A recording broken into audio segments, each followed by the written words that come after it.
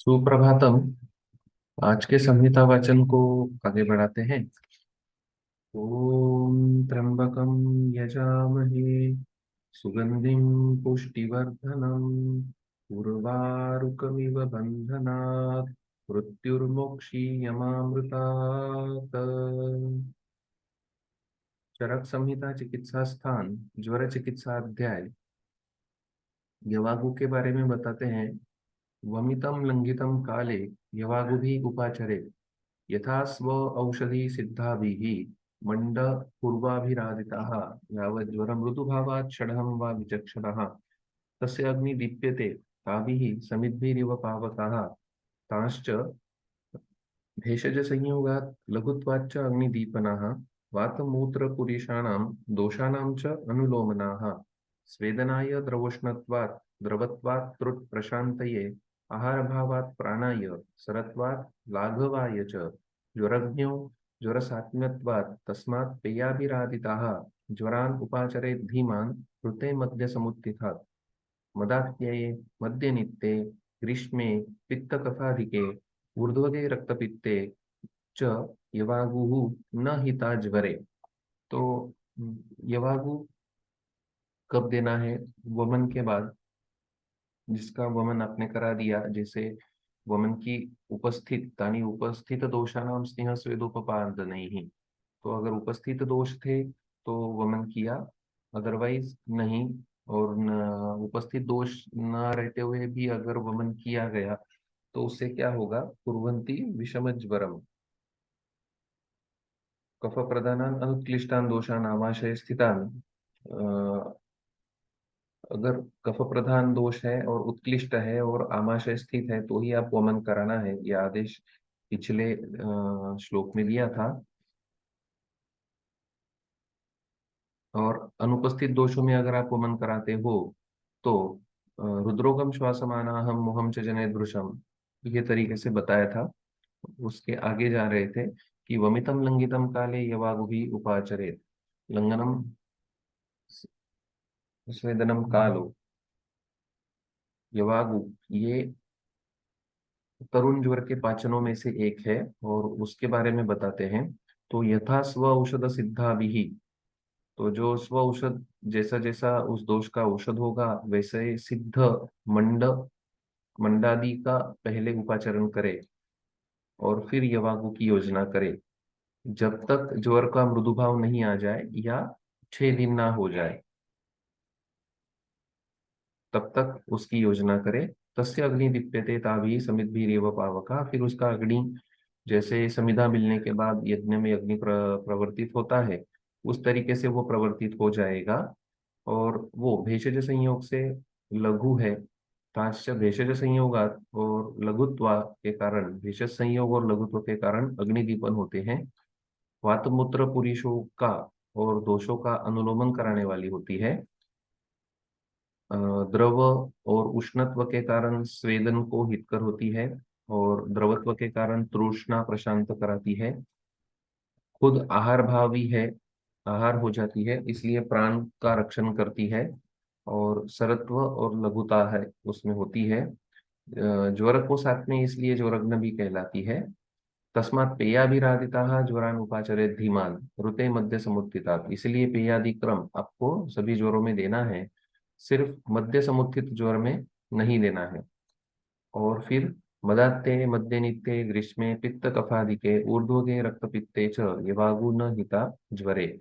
तो मदान्ते मध्यनित्य व्यक्ति ग्रीष्म ऋतु और पित्त कफादिक अवस्था और ऊर्ध्व रक्तपित्त में जब ज्वर होगा, इन अवस्थाओं में जब ज्वर होगा तब आप यवागु नहीं दे। इसकी टीका हम लोगों ने कल पढ़ी थी कि वमन लंघन अनंतरम यत विधेयम तदाह, वमन और लंघन के बाद अगला उपक्रम यवागु जो था उसके बारे में यहाँ पर बताया था। तो सुश्रुताचार्य ने कहा कि अन्नपाने हिता पेया हिता स्वम पाचने ही कृता। अन्न काल में हिता हितकर होती है पेया। फिर मंड, प्रथम मंडम पीत्वा तदनु तनु पेया भागु, ठीक है। तो यावत् ज्वर मृदु भावात् इति यावत् ज्वरस्य दोषपाकात् तीक्ष्णता निवर्तते, दोषपाक से ज्वर की तीक्ष्णता जब तक चली नहीं जाती है तब तक। तो ज्वर का मृदु भाव षडहम यावत्तु, तो 6 दिन में उसको मृदुता आ जाती है, ऐसा लगभग है। पहले भी आ सकती है, बाद में भी आ सकती है। दोषों की वृद्धि ज्यादा होगी तो लेट आएगा, और दोषों का बल कम होगा तो पहले आ जाएगा। अयम च षडः किम पेयादिनात् प्रभृति अहोस्विज्जोत्पादन दिनादिति पक्षद्वयम् उत्तरत्र इत। अत्र कि पेया आप जब से दे रहे हो तब से काउंट करोगे 6 दिन, या ज्वर की उत्पत्ति से, तो ज्वरितम षडयति थे, तो ज्वर जब से उत्पन्न हुआ है तब से 6 दिन आपको काउंट करना है। कंफ्यूजन मिटाते हैं। तो ऋते मध्य समुत्थितादिति मध्य कारणे ज्वरे निषेधः, मध्य कारण से जो ज्वर होगा उसमें यवागु का निषेध है। तथा मदात्ते अपि व्याधो अन्य हेतु जो अपि यो ज्वरः, फिर क्या मदात्ते में भी मदात्ते जो व्याधि है, अन्य हेतु जो भी जो ज्वर रहा, अन्य हेतु उसका भी जो ज्वर होगा उसमें भी। तथा ग्रीष्मे तथा पित्त कफादिके ये ज्वर रहा, तथा ऊर्ध्व रक्त पित्तिनो यह ज्वर रहा, तेषु सर्वेषां पेया न देया इति। इन सभी में आपको पेयादि क्रम नहीं देना है। यह मदात्यादीनां पेयारेषु जातो अपि ज्वर पेया न रहा,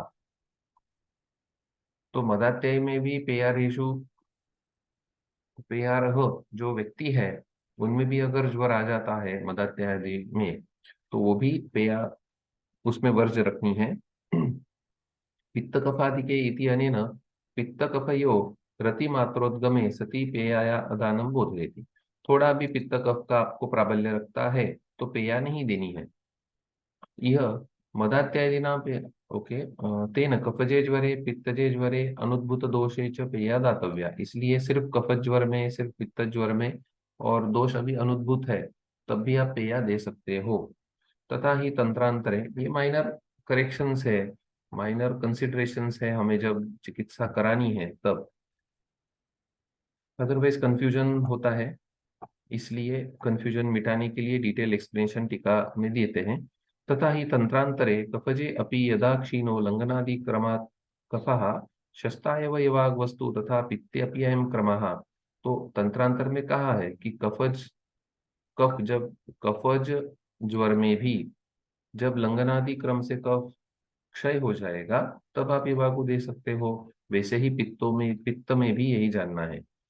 तो दोष की अवस्था देख के हमें वो करना है, ये समझ आ रहे हैं। तथा अत्रैव पैत्तिको वाथ शीता मधुयुताम पिबेद, पैत्तिक में भी दूसरी जगह क्या कहा कि पैत्तिके वाथ शीता मधुयुताम पिबेद लाजपेया, लाजपेया पीनी है पित्त में जो मधुयुक्त तो होगी और शीत होगी। तो इस तरीके से दोष वैसे तो यहाँ भी बताया कि तांश्च भेषज से ही होगा, हमें दोष को देखकर उसकी सिद्धि करानी होगी। ये तरीके से पेयादि उपक्रम यवागु भी उपाचर्य जो कहा, और यवागु के पहले आपको पेयादि या मंडादि से शुरुआत करानी होगी, ये तरीके से। तत्र तर्पणमेवाग्र्यं प्रयोज्यं लाजसक्तुभिः ज्वरापरि फलरसैः युक्तं स मधुशर्करम्। तो जहाँ पे वर्ज कहा गया, ये वाग्वादी क्रम या पेयादि क्रम मदाते मध्य नित्य ग्रीष्मे पित्त कफादिके ऊर्ध्वगे रक्त पित्ते च यवागुः न हिता ज्वरे, ये जब बताया तो वहां क्या करना है, तत्र तर्पणम, वही वहां पे आप सिर्फ तर्पण की योजना करो। तर्पण अग्रे प्रयोज्यम, पहले आप वहां तर्पण की योजना करो। फ्लूइड लॉस के बारे में कितना सोचा है, या फ्लूइड मैनेजमेंट, ये तरीके से हम कभी सोचते ही नहीं है। अग्रे प्रयोज्यम लाज सक्तु भी, लाजा का सक्तु, ज्वरापह फल रस ही, ज्वरापह फल रसों से युक्तम और स मधु शर्करम। तो ऊर्ध्वगे तर्पणम पूर्वम इति वचसा, चिकित्सा अध्याय 4 में रक्तपित्त चिकित्सा अध्याय का रेफरेंस है कि वहां पे तर्पण पहले देना होगा। तो यवागु बाधिता ऊर्ध्वगे रक्तपित्ते तर्पणम यदपि विहितम एवं, वहां पे तर्पण बताया है, यवागु नहीं। तथा अपि ऊर्ध्वग रक्तपित्तिनो यो ज्वराः तत्रापि तर्पणादि क्रम विधानम एतत्। तो ऊर्ध्वग रक्तपित्तियों में भी जो ज्वर होगा वहां पर भी आपको तर्पणादि क्रम ही देना होगा। तर्पणम तोय परिप्लुता सक्तवाहा, सत्तू को जब आप तोय परिप्लुत कर रहे हो तो उसको तर्पण कहा जा रहा है। ज्वरापहानि फलानि इति द्राक्षा दाढ़ीमादिनी, द्राक्षा दाढ़ीमादी जो ज्वरग्न फल हमने बताए हैं उनके रस। वचनम ही द्राक्षा दाढ़ीम खर्जूर प्रियालय सपरुषकैः तर्पणारेषु कर्तव्यम तर्पणम ज्वरनाशनम। द्राक्षा, दाडिम, खरजूर और प्रिया और परुषक, ये सभी ज्वरघ्न फल रस है। इनसे सिद्ध लाजसक्तु, मध और शर्करा के साथ आप उसका तर्पण यहाँ पर प्रयोजन कर सकते हो। आजकल जो ज्वर आने के बाद नारियल का पानी और ये चलता है, एक्चुअली नारियल के पानी को भी अग्नि की अपेक्षा होती है। वो डाइजेस्ट नहीं होता है तो उससे आम पैदा हो जाता है और ज्वर के लक्षणों में उपशम नहीं मिलता है। फल रस कहे हैं और उसमें भी कैटेगरी कर दी कि ज्वरापहि फल रसई। तो द्राक्षा, दाडिम, खरजूर, प्रियाल और परुषक, इन ऐसे फल बताए। एप्पल और जामफल जैसे फल नहीं बताए हैं। जो जनरली कोई पेशेंट को देखने हॉस्पिटल में जाते हैं तो साथ में जो फल ले जाते हैं वो ज्वरग्न हो। आयुर्वेदाचार्य ही ये बातें बता सकता है। बाहर तो वो सीधा कहते हैं कि बस अभी पेशेंट सवेरे उठेगा तो उसको चाय और बिस्कुट दे देना। चाय और बिस्कुट से क्या फ्लूइड मैनेजमेंट होगी, आईवी फ्लूइड चलाते हैं। लेकिन उससे अच्छा अगर ये तरीके से किया जाए तो किस तरीके से अग्नि का संदूषण होता है वो समझने का पॉइंट जरूर है। ततः सात्म्य बलापेक्षी भोजय जीर्ण तर्पणम, और उसके बाद तर्पण के बाद सात्म्य और बल की अपेक्षा देखकर जीर्ण तर्पण की योजना कीजिए। जीर्ण तर्पण में क्या आएगा, तनुना मुद्गयूषेन, तनु ऐसा मुद्गयूष बनाइए, या जंगल प्राणियों का मांस रस, अन्न कालेषु चाप्यस्मे, और वो जीर्ण तर्पण दीजिए। यहाँ उसके बाद दंत धावन है, तो जब तर्पण हो जाएगा उसके बाद जीर्ण तर्पण भी दे सकते हो। मतलब एक बार डाइजेशन हो गया तो उसके बाद फिर से आप देखिए उसका साथ में और बल देखिए। बलहीन हो रहा है तो तर्पण देना पड़ेगा फिर से। इस तरीके से जीर्ण तर्पणम, जीर्णम तर्पणम यस्य तम जीर्ण तर्पणम। तो जिसका तर्पण पहले वाला जो दिया था वो जीर्ण हो गया, उसको जीर्ण तर्पणम कहना है। तो उसको फिर से मुद्गयूष दीजिए या जंगल प्राणियों का मांस रस दीजिए। मुद्गयूषस्य जांगलरसस्य च विकल्पाः सात्म्यपेक्षो बलापेक्षश्च ज्ञेयः। उसको क्या साथ में है, उसका बल कैसा है, वो देखकर आप मुद्गयूष दीजिए, जांगल एनिमल्स का मांस रस दीजिए। और उसके बाद दंत धावन बताते हैं। अन्न कालेषु चाप्यस्मै विधेयम दंत धावनम, योस्य वक्त्र रसः तस्मात् विपरीतम प्रियम च यत् तदस्य मुख वैषद्यम प्रकांक्षां च अन्नपानयोः धत्ते रस विशेषाणाम् अभिज्ञत्वं करोति यत् विशुद्ध द्रुम शाखाग्रैः अस्यं प्रक्षाल्य चासकृत् मस्तु इक्षुरस मद्याद्यैः यथा आहारम अवाप्नुयात्। तो दंतधावन का प्रयोग कि भोजन करने के समय अन्न कालेषु, जब अन्न काल आ रहा है तब उसको दंत धावन देना है। दिनचर्या अध्याय में दंत धावन प्रातः काल में विहित कहा है, और ज्वरित व्यक्ति के लिए दंत धावन अन्न काल में देना है। तो ऐसा दीजिए जो यो अस्य वक्त्र रसः, जो उसका मुख का रस है। जैसे तिक्तास्यता आ गई होती है, कटुकास्यता आ गई होती है, या कषाय सत्ता दोषों के हिसाब से आती है ज्वर में, उसके विपरीत वाला रस, यो अस्य वक्त्र रसः तस्मात् विपरीतम और प्रियम चयत, उसको पसंद आना चाहिए। क्योंकि इच्छा हम लोग पैदा कर रहे हैं अग्नि संदूषण के एंगल से, ये पॉइंट है। प्रियम चयत, उसको जो अच्छा लगे, जो पसंद है। तद अस्य मुख वैशद्यम प्रकांक्षाम च अन्नपानयोः, उससे क्या होगा कि उसके मुख को विशदता आ जाएगी और अन्नपान के प्रति उसकी प्रकांक्षा जागृत हो जाएगी। अन्न काल में दंत धावन दो, जो उसके मुख के रस के विपरीत है और जो उसको प्रिय है, उससे उसके मुख में विशदता आ जाएगी और अन्नपान के प्रति उसकी आकांक्षा बढ़ जाएगी। धत्ते रस विशेषाणाम अभिज्ञत्वम करोति यत्, सिर्फ अन्नपान के प्रति आकांक्षा नहीं बढ़ेगी, अपितु रस का विशेष ज्ञान उसको होगा। जो आप दे रहे हो उसको खाना, उसका टेस्ट उसको अप्रिशिएट होगा। अभिज्ञत्वम करोति यत्, मतलब जिह्वा क्लीन हो जाने की वजह से टेस्ट उसको अप्रिशिएट होगी और अग्नि संदूषण को मदद मिलेगी। विशुद्ध द्रुम शाखा ग्रही अस्यम प्रक्षाल्य चासकृत, तो द्रुम की शाखा का अग्र का विशोधन करना है। और आस्यम प्रक्षाल्य च आसकृत, आस्यम मतलब मुख का प्रक्षालन करके, मस्तु इक्षु रस मद्याद्य ही यथाहारम अवाप्नुयात्। और फिर मस्तु मतलब दधी का जल, इक्षुरस, मद्य इत्यादि से उसको जैसा पसंद आए वैसा आहार की योजना आप फिर से कराइए। तो अन्न काल में दंत धावन की योजना ज्वर के बारे में है।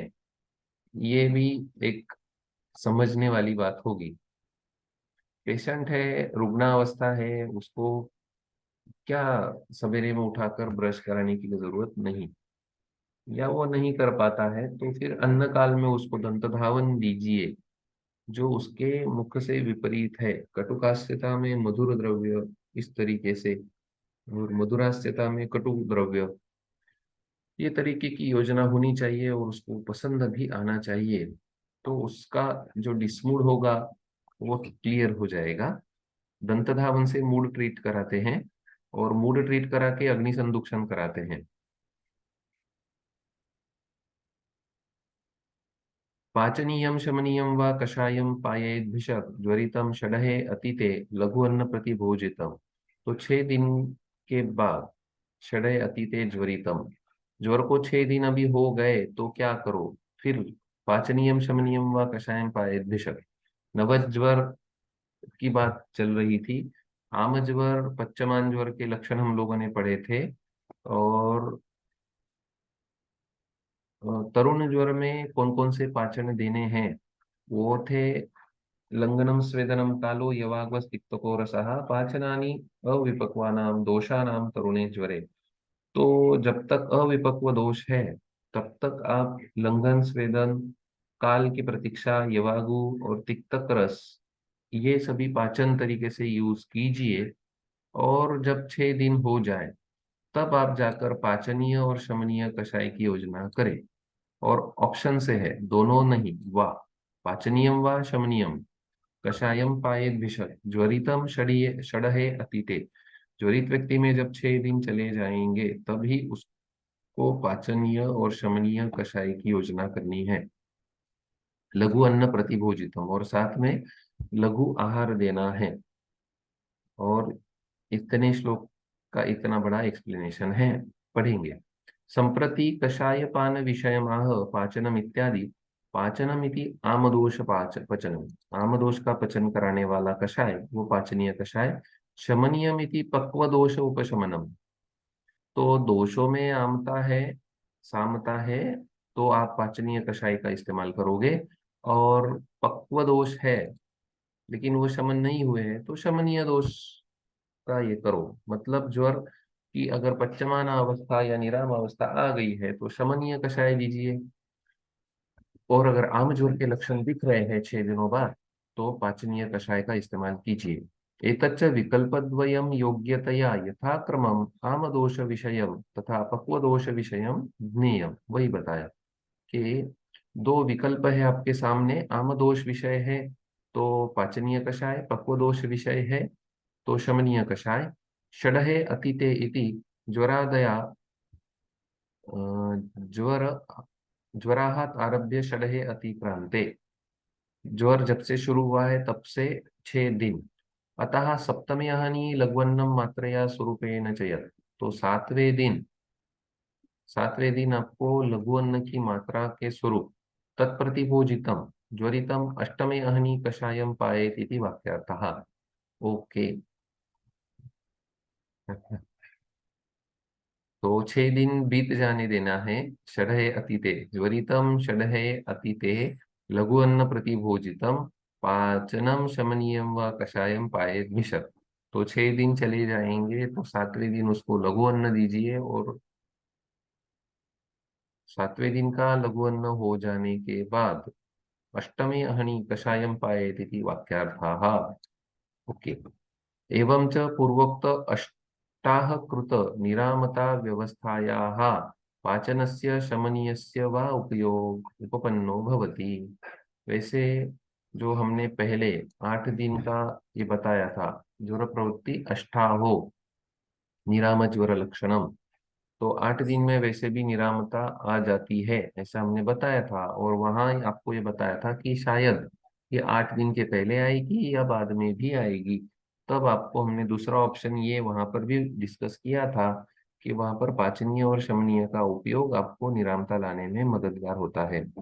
ननु पेया प्रयोगे यावत् ज्वर मृदुभाव क्षणः वा विचक्षणा इति उक्त्वं ततश्च पेययैव तावत् क्षणो व्याप्यते पूर्वं च ज्वरादौ लङ्घनमुक्त्वं तच्च निर्दिष्टकालमपि लङ्घनेन क्षयं नीते इत्यादि ग्रन्थोक्तलङ्घितफलं यावता कालेन भवति तावत् कालं कर्तव्यम्। हारितेन तु कालोऽपि दर्शिताः यथा लङ्घनं लङ्घनीयानां कुर्यात् दोषानुरूपताः त्रिरात्रम् एकरात्रं वा षड्रात्रम् अथवा ज्वरे इति। तेन ज्वरलङ्घन लङ्घनादि लङ्घ लङ्घनदिनैः तथा षडहेन च समं ज्वराः ज्वरात् आरभ्य अष्टाहतिक्रमोऽपि भवति। ततश्च ज्वरात् आरभ्यात् अष्टाहे पाचनशमनीयकषायो भवति। तस्मात् पेयाप्रयोग षडहे अतीते पाचनम शमनीयम व कषायम पायेत इति अभिप्रायः। तो उसका अभी डिस्कशन कराते हैं कि फिर यहाँ जो ज्वरितम षडहे अतीते बोला और लघुन्न प्रतिभूजितम कहा, तो उसका एक ओपिनियन ऐसा भी उनका कहना है कि षडयतिते लघुन्न प्रतिभूजितम जो पेया और यवागु का क्रम लास्ट श्लोकों में बताया गया, उस एंगल से भी आप सोचिए। ये बताते हैं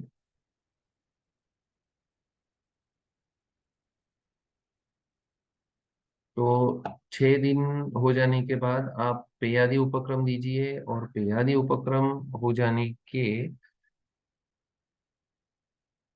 बाद आप पाचनीय या शमनीय कषाय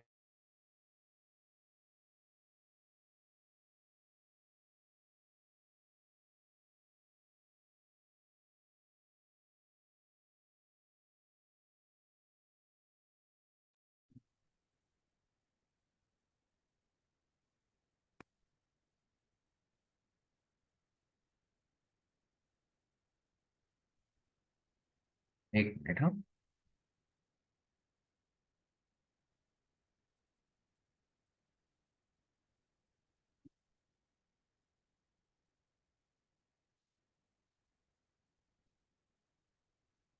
तो एक ओपिनियन तरीके से हो सकता है कि हाँ,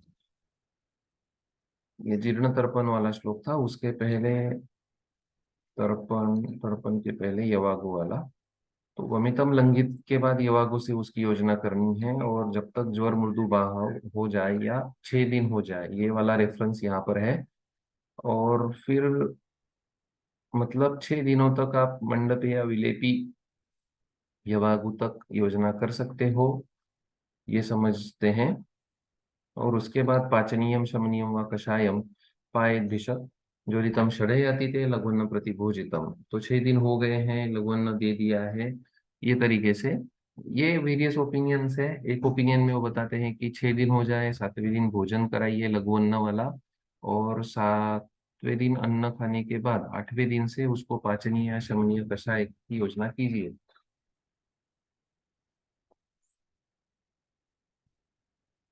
तो ये एक ओपिनियन है। दूसरे ओपिनियन में वो कहते हैं कि यावत जो मृदुभाव क्षणम विचक्षणाम, ऐसा जो बताया है, तो पेया ही 6 दिन तक व्याप्त कराती है काल। तो पूर्वम जरादो लंघनम उत्तम तच्च निर्दिष्टम कालम अपि, तो लंघन का काल वो ही हो जाएगा। लंघनेन क्षयम नीते, ये वाला लक्षण अगर आप पकड़ो तो। वैसे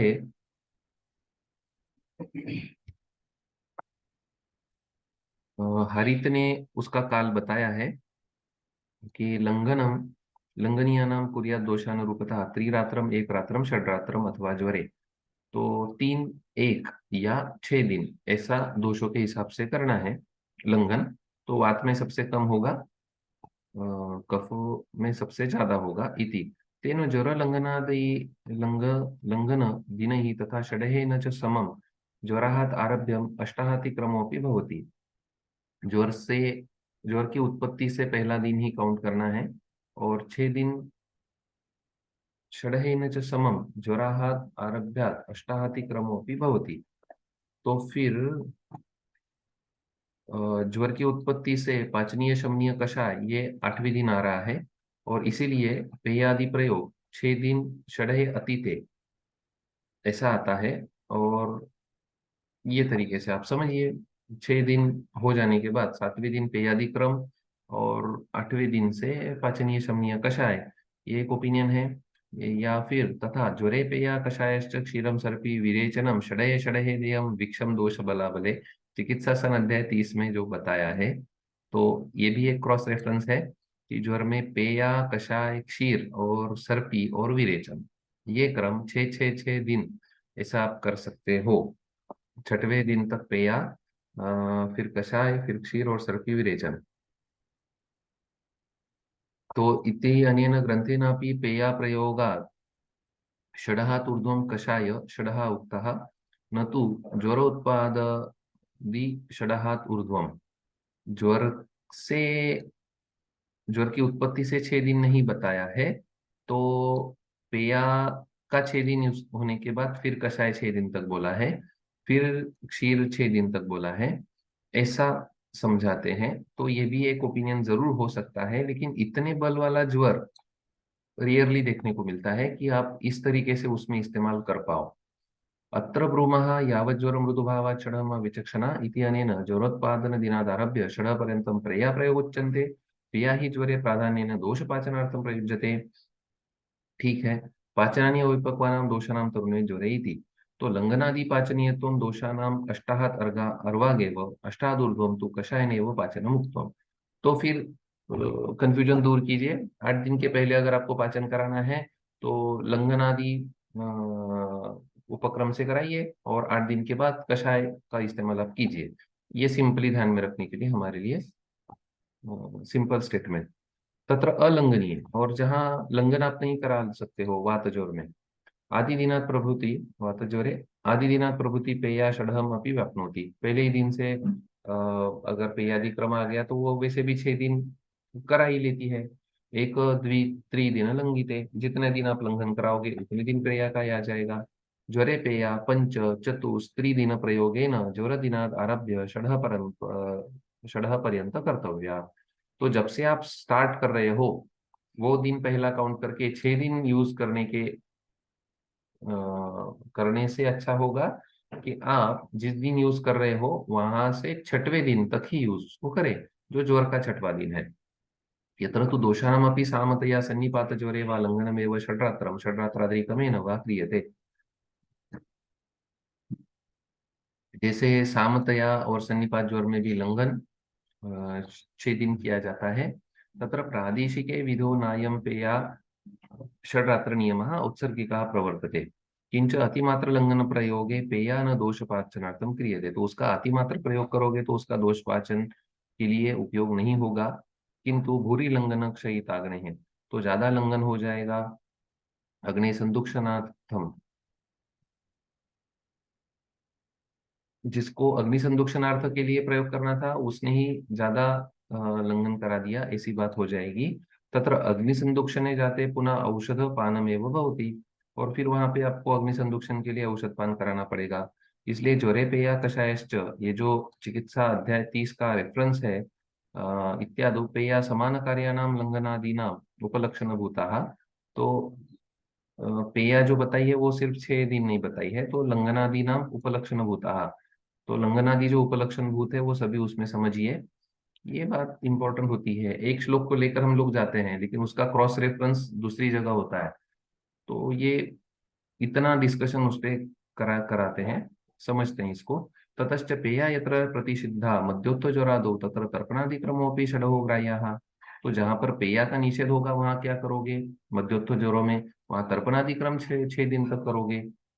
ये तरीके से आप उसको समझिए, पॉजिटिवली उसका मीनिंग लीजिए। ये कहते हैं प्रथम षडहे उत्सर्गतो लंघनादि पाचन कर्तव्यम इति पेया षडहे देया इति वचनम अपि अत्र उच्यते। तो शायद आप पे या 6 दिन तक दे दोगे, पहले 6 दिन तक, या आपको दूसरे तीसरे चौथे दिन से भी आप पेया शुरू करोगे और वहां से 6 दिन आपको देना पड़े, ये भी हो सकता है। ये सभी ऑप्शंस है, हमें अवस्था देख के करना है, लेकिन उसी क्रम से जाना है, ये जरूर बताते हैं। तथा ही सुश्रुते लंघनाम्बु यवागुभी दीर्घता दोषो न पच्यन्ते। लंघन अंबु लंघनाम्बु यवागुभी यदा दोषो न पच्यन्ते पच्यते तथा तम मुखवैरस्य तृष्णा अरोचकनाशनैः कषायैः पाचनैः हृदयज्वरग्नैः समुपाचरे। तो अगर यवागु से आपका दोष पाचन नहीं हो रहा है तो फिर वहां पे कषाय देना पड़ेगा, ये बताते हैं। और उससे हो गया तो शायद कषाय की भी जरूरत नहीं पड़ेगी। इति उक्त्वा कषाय पान काल नियमे प्रोक्तम सप्तरात्रात् परत्म केचित मन्यते देयम औषधम। सुश्रुत अध्याय में भी एक ओपिनियन आया कि 7 दिन के आगे औषध देने का बताया है। तो ततश्च लंघनादि षडय अतिक्रांते सप्तरात्रात् भेषज दानम सुश्रुतेन आस्थाप्य प्रतिषेधनात् अनुमतमेव। सुश्रुत ने भी उसका अनुमोदन किया है 7वें दिन देने का। और चरक में भी लंघनम स्वेदम इसे कहते हुए ज्वर की तरुणता सप्ताह मात्र भवति ऐसा कहा है। पुष्कलावत ने भी आसप्तरात्रम तरुणम ज्वरमाहु मनीषिणः, 7 दिन तक ज्वर को तरुण माना जाए और मध्य होगा 12 रात्र और उसके बाद पुराण 12 दिन के बाद उसको पुराण संज्ञा मिल जाएगी। ये पौष्कलावत का मत है। चरक में आई थिंक 25 दिन का है। सप्ताह ऊर्ध्वं तरुणेज्वरे उत्सर्गताः तावत् लंघनपेयादि न विहितमेव चरकेनापि। तो चरक ने भी सप्ताह के बाद लंघन पेयादि क्रम नहीं बोला है, तरुण ज्वर होगा तो भी। हारितेनापि लंघन उष्णोदक मुस्तादि श्रुत जलपान पेयाभिधानान्तरम उत्तम एतां क्रियां प्रयुञ्जित षड्रात्तम सप्तमे अहनि पिबेत कषाय संयोगान ज्वरग्नान साधु साधितान। तो 1 हफ्ता हो गया है और आपके दोष डाइजेस्ट नहीं हो रहे तो आप कषाय की योजना कीजिए। नेक्स्ट मोडेलिटी कषाय पान होगी। खरनादेनापि लंघित अलंघितम तस्मात् वमितम व ज्वरार्दितम तत्सात्म्य तत्सात्म्यत्वात् ततः तस्मिन् आदौ ज्वरम उपाचरे यवागु भी यथा दोषम इत्यादि नाम। लंघित अलंघित वमित या ज्वरार्दित जो भी होगा उसको साथ में और ये देखकर उसका वैसे यवागु से आप योजना कीजिए। ये खरनाद ने भी कहा है। तर्पणादिक्रमम च विधायोक्तम इति षड्रात्रिक्तोक्ता प्रोक्तो नव ज्वरो विधि ततः परम पाचनीयम शमनीयम व ज्वरे हितम। तो तर्पणादिक्रम 6 दिनों तक ही आप चलाइए, उसके बाद पाचनीय शमनीय कषाय इंडिकेटेड है। तंत्रांतरे च यदेतत् सप्तमी हनि कषाय पान विधानम तद अष्टाहे वीत कषाय पाने न समन्वय। तो ये सभी डिस्कशन का सार यही है कि पाचनीय या शमनीय कषाय देना है कब, 6 दिन के आगे। उसमें कोई डाउट नहीं है। अलग अलग ओपिनियन बताए, अलग अलग वाद बताए उस पे, लेकिन अल्टीमेटली आपको यही ध्यान में रखना है कि पाचनीय शमनीयम कषाय देना है। तो कोई हमें जाकर बताता है क्रॉस रेफरेंस, तो उस क्रॉस रेफरेंस का परिहार इस टीका में बताया कि उसको आपको ने कैसे समझना है और उस तरीके से ट्रीटमेंट में आगे जाना है। पाचनीयम शमनीयम व कषायम पायेत भिषक। तो पाचनीय कषाय या शमनीय कषाय दोषों की अवस्था देखकर, सामता होगी तो पाचनीय कषाय और दोषों की पक्वता आ गई होगी तो शमनीय कषाय का प्रयोग हमें 6 दिन के बाद करना चाहिए। क्योंकि शायद आपके लंघनादि क्रमों से उसका पाचन नहीं हो रहा है तो 6 दिन के बाद आप उसकी कषाय की योजना कीजिए, नहीं तो क्या होगा। स्तभ्यन्ते न विपच्यन्ते कुर्वन्ति विषमज्वरम दोषाबद्धा कषायेन स्तंभित्वात् तरुणे ज्वरे न तु कल्पनमुद्दिश्य कषाय प्रतिषिध्यते यत् कषाय कषाय स्यात् स वर्जस तरुणे ज्वरे। तो तरुण ज्वर में जो कषाय हमने वर्जित किया था 6 दिन के पहले, अगर कषाय की योजना कर देते हो 7वें दिन के पहले, सॉरी, तो क्या होगा, दोषों का स्तंभन हो जाएगा, उनका पचन तो नहीं होगा और विषम ज्वर हो जाएगा। ये श्लोक हमने पहले टीका में पढ़ा था, लंघनम स्वेदनम कालो की टीका में। तो कषाय से जो दोष बद्ध हो जाएंगे स्तंभित तत्व के कारण तरुण ज्वर के। तरुण ज्वर क्या होता है, स्तंभित होता है, दोष उसमें स्तंभित होते हैं। उसमें पाचन देने के बाद उनको प्रवाही तत्व या उनमें गति आती है, वो चलायमान हो जाते हैं। तो वहां पे कौन सा कषाय हमने प्रतिषेध किया है? सिर्फ कषाय, मतलब काढ़ा, ये नहीं। तो यह कषाय कषाय, कषाय रसात्मक वनस्पतियों का कषाय, कषाय कल्पना, वो तरुण ज्वर में वर्ज्य है। मतलब आप दूसरा कषाय वहां पर यूज कर सकते हो, ये भी बता दिया। संप्रति कषाय शब्द सामान्येन नवज्वर निषिद्ध कषायस्य महात्ययकारकस्य नवज्वरे प्रयोग दोषमाह। तो कषाय रसात्मक वनस्पति का कषाय मतलब काढ़ा आप वहां यूज ना करें। स्तभ्यन्ते इति अविचल धर्माणो भवन्ति, तो वो एक जगह फंस जाएंगे। और न विपच्यन्ते इति चिरेणापि न सुखम पच्यन्ते, उनका डाइजेशन नहीं होगा। आज के लिए ये पढ़ के नहीं होगा, तो इसकी टीका कल कंटिन्यू करते हैं। और आज के लिए यहीं पर रुकते हैं। गुरुर्ब्रह्मा गुरुर्विष्णु गुरुर्देवो महेश्वराः, गुरुः साक्षात् परब्रह्म तस्मै श्री गुरवे नमः। श्री कृष्णार्पणमस्तु। इदं न मम